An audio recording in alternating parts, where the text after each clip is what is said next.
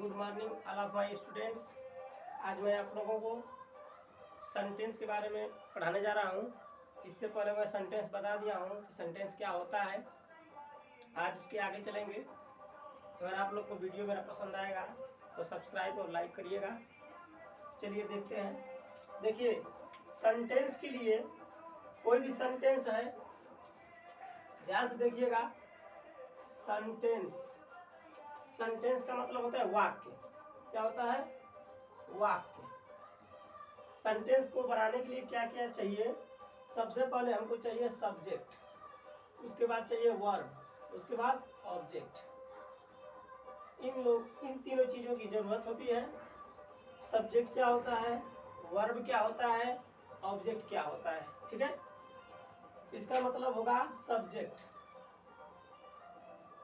Subject यानी इसको हिंदी में बोलते हैं कर्ता, और ऑब्जेक्ट यानी वर्ब। वर्ब यानी क्रिया, क्रिया होता है। ओ का मतलब हो गया ऑब्जेक्ट। ऑब्जेक्ट यानी कर्म, ये होता है ऑब्जेक्ट यानी कर्म।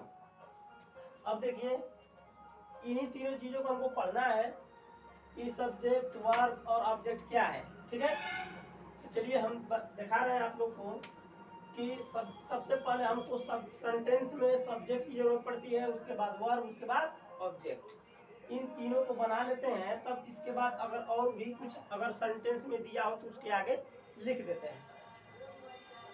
यहाँ तक आप लोग को कोई दिक्कत है तो कमेंट बॉक्स में जाकर कमेंट करिएगा, पूछिएगा। ठीक है, चलिए आगे हम चल रहे हैं। अब आप लोग को मैं बता रहा हूँ कि सब्जेक्ट क्या होता है, सब्जेक्ट किसे कहते हैं। देखिए, पहले तो हम जानेंगे सब्जेक्ट। सब्जेक्ट को कहें तो इसका मतलब होता है जिसके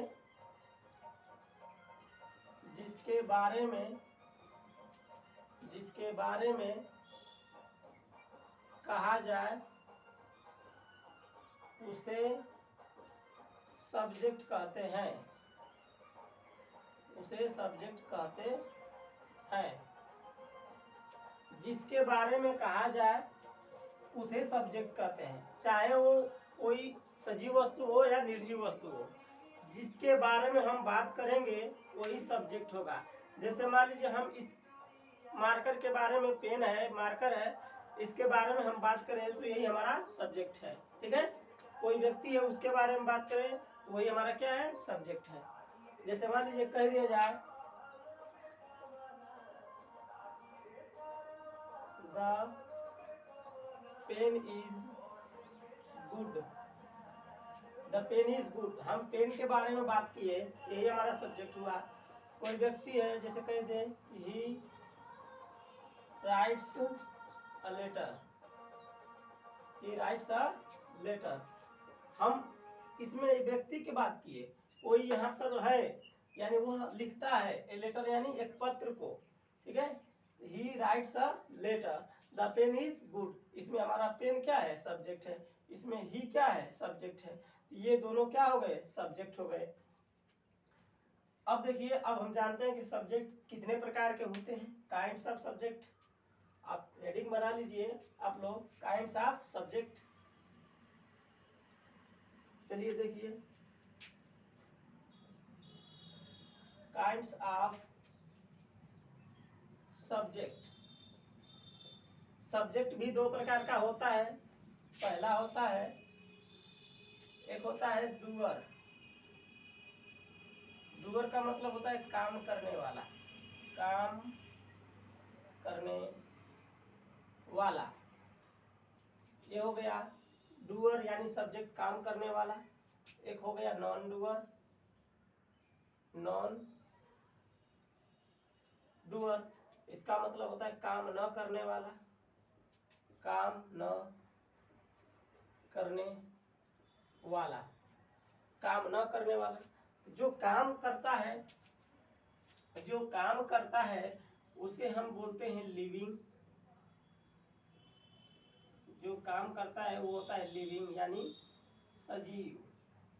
और जो काम नहीं करता है उसे बोलते हैं नॉन लिविंग, यानी हो जाएगा निर्जीव। निर्जीव। जो लिविंग होता है उसी का हम टेंस बनाते हैं, उसे टेंस कहते हैं यानी काल। ठीक है। जो नॉन लिविंग होता है वो होता है वाइस। वाइस, वाइस यानी वाच्य। ठीक है। और जो टेंस होता है इसी का हम कहते हैं active vice. Active vice. Active vice. Active vice यानी इसका हो जाएगा कृत्यवाच्य। कृत्यवाच्य। और जो वाइस होता है उसी को बोलते हैं पैसिव वाइस। पैसिव वाइस यानी हो गया कर्मवाच्य।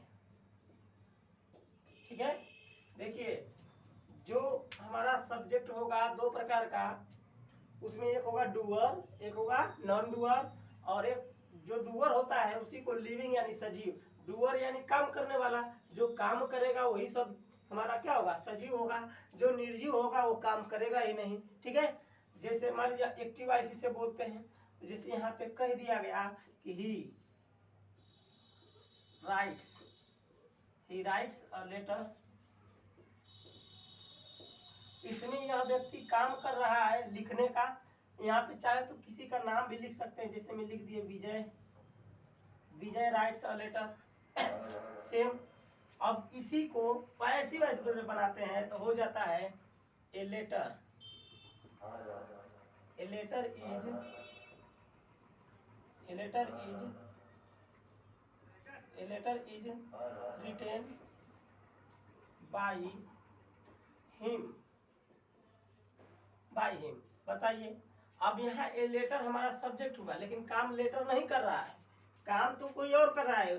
कर रहा है कि एक पत्र उसके द्वारा लिखा जाता है, तो एक पत्र लिखा जा रहा है, पत्र पर काम हो रहा है। इसमें बात करते हैं हम किसी निर्जीव वस्तु के बारे में, वो काम नहीं करता लेकिन हम इसके बारे में बात करें, यही हमारा इसमें क्या हो गया, सब्जेक्ट।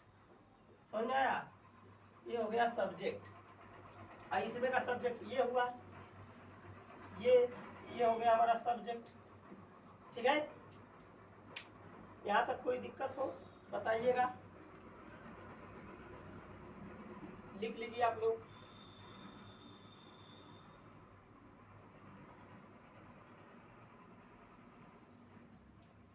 इन्हीं चीजों को हम एक्टिव वॉइस बोलते हैं, ऐसी चीज को हम पैसिव वॉइस बोलते हैं।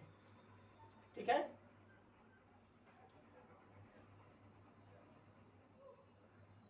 चलिए आगे चलते हैं। अभी तो हम सब्जेक्ट बताए आप लोग को। ठीक है। सब्जेक्ट पार्ट बता दिए कितने प्रकार के होते हैं। मिटा रहे हैं इसको।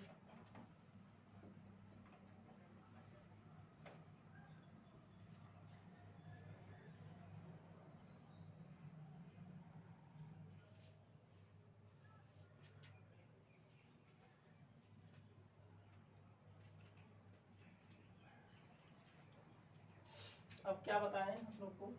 अब चलें वर्ब देख लीजिए।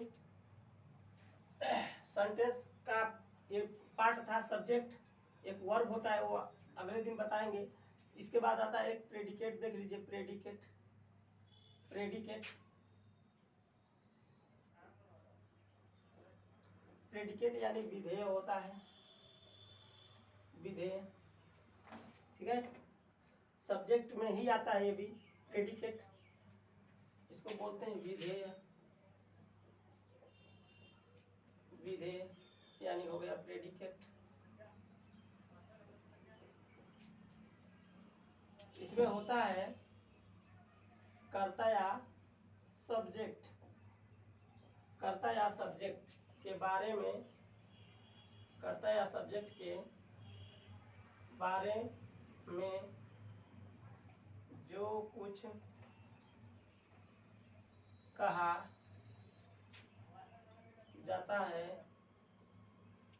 जो कुछ कहा जाता है, जो कुछ कहा जाता है उसी कही हुई बात को प्रेडिकेट कहते हैं। प्रेडिकेट कहते हैं, ठीक है। जैसे एग्जाम्पल है, जैसे कह दिया जाए कि ही इट्स अ मैंगो, कह दिया कि Rakesh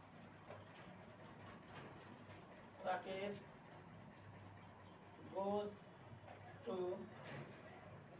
school, Rakesh goes to school. अब बताइए, गोज साफ लिख दे रहे हैं, गोज टू स्कूल। देखिए अब यहाँ पे इसके बारे में हम बात करें, इसके बारे में बात करें, लेकिन इस सब्जेक्ट को छोड़कर ये जितनी भी चीजें होती है ना, इसी को हम कहते हैं प्रेडिकेट, ठीक है।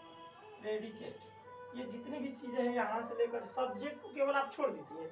और देखिए यहाँ भी वही बात है, यहाँ सब क्या है, एक प्रेडिकेट है, केवल आप सब्जेक्ट को छोड़ दीजिए, बाकी सब क्या है, प्रेडिकेट है। अब प्रेडिकेट के अंदर क्या क्या आता है, इसमें आता है वर्ब, इसमें ऑब्जेक्ट होता है या कंप्लीमेंट होता है। ऑब्जेक्ट भी होगा, कंप्लीमेंट, दोनों में से कोई एक चीज आएगा, या तो दोनों ही आ सकता है, ठीक है। कंप्लीमेंट और ऑब्जेक्ट ये होगा, इसमें वर्ब होगा, लेकिन सब्जेक्ट नहीं होगा प्रेडिकेट के अंदर, ठीक है। ऑब्जेक्ट भी हमारा दो प्रकार का होता है, एक होता है डायरेक्ट ऑब्जेक्ट, एक होता है इनडायरेक्ट ऑब्जेक्ट, ठीक है। उसको भी बताएंगे, इसको आप लोग नोट कर लीजिए।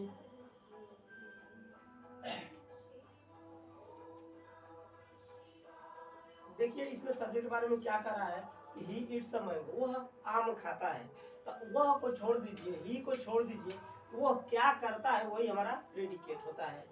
इट्स अ मैंगो, इसमें है गोज टू स्कूल, यही हमारा प्रेडिकेट है। प्रेडिकेट के अंदर क्या क्या है, एक वर्ब आती है, ऑब्जेक्ट आता है और कंप्लीमेंट आता है, ठीक है। चलिए आगे चलते हैं।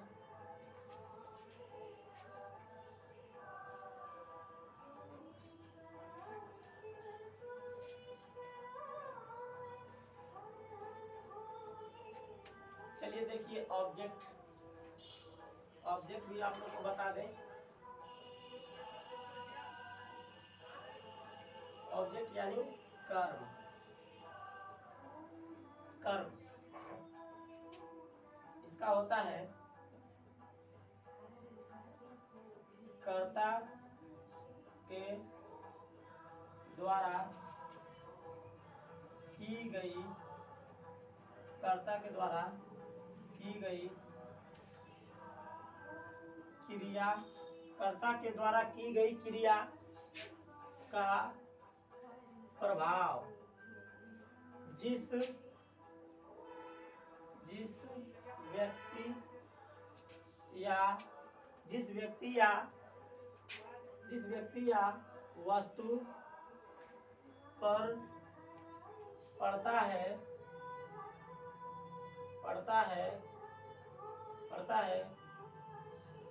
उसे ही ऑब्जेक्ट कहते हैं,